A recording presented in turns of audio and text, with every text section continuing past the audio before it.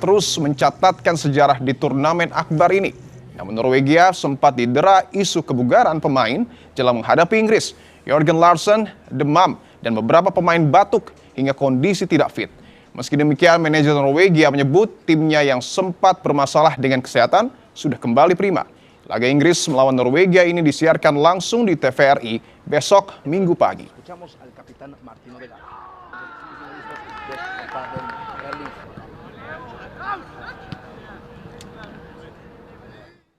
Laga Inggris melawan Norwegia akan menjadi ajang adu tajam Erling Haaland dan Harry Kane. Haaland saat ini ada posisi ketiga pencetak gol terbanyak dengan 7 gol. Unggul dari Kane di posisi keempat dengan 6 gol.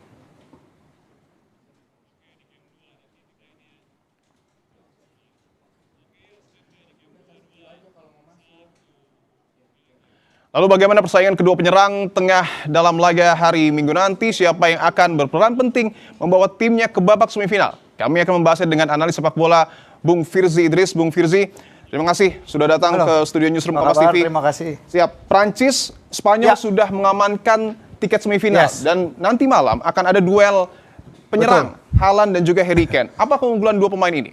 Iya, ini adalah penyerang-penyerang yang sangat luar biasa dan kalau kita lihat dari semua match up pairing perempat final lainnya kayaknya memang ini laga yang paling sulit ditebak ya karena kalau kita lihat Prancis, Maroko, Argentina, Swiss itu sudah biasanya sudah gimana ada satu tim diunggulkan satu tim enggak, tapi kalau di sini di laga ini dengan pemain-pemain yang mereka miliki, Harry Kane 6 gol dengan Haaland dengan gol-golnya juga, ini adalah suatu match up yang sangat luar biasa yang nanti akan kita lihat ketajaman mungkin dua striker yang dalam peak performance mereka. Dan yang menarik adalah Haaland selalu mencetak gol. Ketika dia tampil di Piala Dunia 2020, otomatis defender atau back dari Inggris akan mengunci pergerakan Haaland. Siapa yang paling mampu mendukung pergerakan Haaland untuk mencetak gol? Jadi Haaland memang selalu mencetak gol dalam semua penampilan dia di turnamen dan dia berhasil mencetak 7 golnya dia dari hanya 18 tembakan dan 4 dari 7 golnya dia memberikan kemenangan nih bagi Norwegia dalam artian bahwa gol-golnya dia bukan sekedar gol pelengkap tapi gol yang bermakna bagi timnya.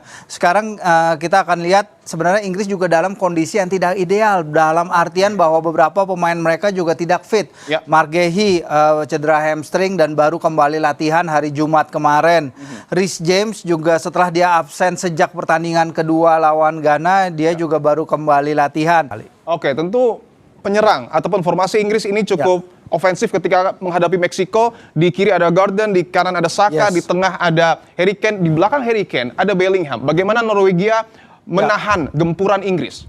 Ya, Bellingham udah mencetak 4 gol sekarang ya, ini jumlah terbanyak bagi seorang gelandang timnas Inggris dalam satu edisi Piala Dunia. Impact-nya sangat luar biasa, dia game changer, dia pemain pertama yang mencetak 2 gol ketika Inggris menang di Azteca ya dalam ajang Piala Dunia sejak Diego Maradona pada 1986, pemain yang jadi motor serangan. Menarik memang kalau kita melihat ya dua pemain terbaik timnas Inggris itu merumput di luar Inggris ya, Harry Kane di Jerman dan Bellingham di Real Madrid, sementara dua pemain andalannya si Norwegia, bukan dua bahkan sampai 4 pemain andalan Norwegia itu bermain justru di Premier League. Ada Haaland, ada Odegaard, ada Sander Berge, ada Christopher Ayer di lini belakang. Jadi ini para pemain Norway pasti sudah tahu sekali bagaimana menghadapi timnas Inggris yang saban kali mereka bertempur satu sama lain di ajang Premier League. Oke, yang menarik juga dalam 14 pertandingan terakhir dengan Norwegia, Haaland selalu mencetak gol, bahkan jumlahnya 27 gol. Apa yang harus diwaspadai oleh lini belakang Inggris khususnya terkait pergerakan Haaland? Ya, terkait pergerakan Haaland harus hati-hati karena kiper Pickford sebenarnya nggak punya catatan terlalu mentereng ya lawan Haaland karena dia udah kebobolan 7 kali dari hanya 10 tembakan yang Haaland catatkan ke gawang dia di pertandingan di Premier League. Dan juga kita tahu skuad Inggris ini mewah, penuh dengan bintang-bintang kelas dunia, penuh dengan gelandang yang 2 gelandang Rice Anderson yang bernilai 100 juta pound. Tapi mereka adalah tim paling capek di turnamen ini, Dipo, karena mereka sejauh turnamen ini dalam 24 hari mereka di Miami dan tiap kali habis tanding mereka harus balik ke markas di Kansas City.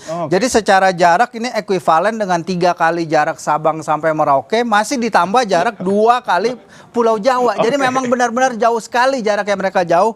Keletihan bisa jadi faktor pada laga nanti. Kalau Pickford tidak memiliki rekor yang cukup bagus ketika menghadapi Haaland, tapi back dari Inggris, siapa kira-kira yang akan menempel ketat Erling Haaland? Iya, tadi kita lihat beberapa gambar dan juga banyak di media Inggris yang mengatakan bahwa kiper back Newcastle, Dan Burn punya catatan bagus lawan dia karena ketika Dan Burn main, Haaland hanya mencetak 1 gol dari 8 pertandingan lawan Newcastle United. Nih back jangkung hampir 2 meter ya. Ini pemain yang bisa menghalau bola-bola tinggi, nggak takut untuk berduel fisik dengan dia.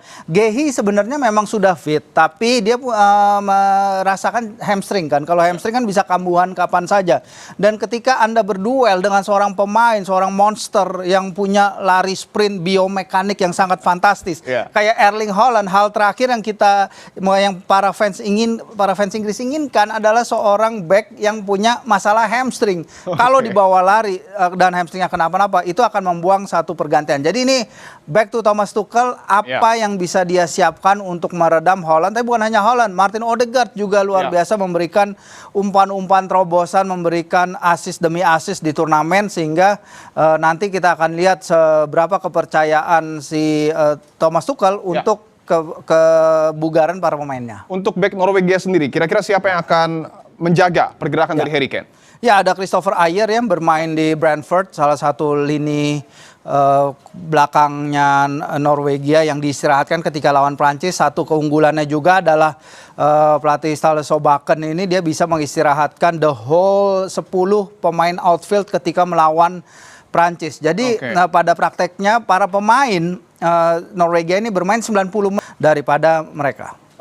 Kalau Anda sendiri memprediksi ketika Norwegia sementara ini bagi Norwegia ini penampilan pertama, sementara bagi Inggris ini ada penampilan ke-11 mereka di perempat final, tapi Inggris hanya lolos 3 kali dari perempat final Piala Dunia. Rekor mereka sendiri kurang bagus di babak ini. Ini pertandingan yang akan sangat sengit dan kita akan lihat, mungkin akan tergantung ke individual brilliance lagi-lagi. Apakah itu Bellingham, apakah itu Kane, Declan Rice, atau Odegaard, atau Erling Haaland, tentunya itu akan menjadi pemandangan yang akan seru kita lihat dini hari nanti. Baik, tentu kita akan saksikan dan nantikan siapa yang akan keluar menjadi pemenang pada pertandingan malam hari nanti. Bung Firzi, terima kasih telah bergabung di Kompas Petang.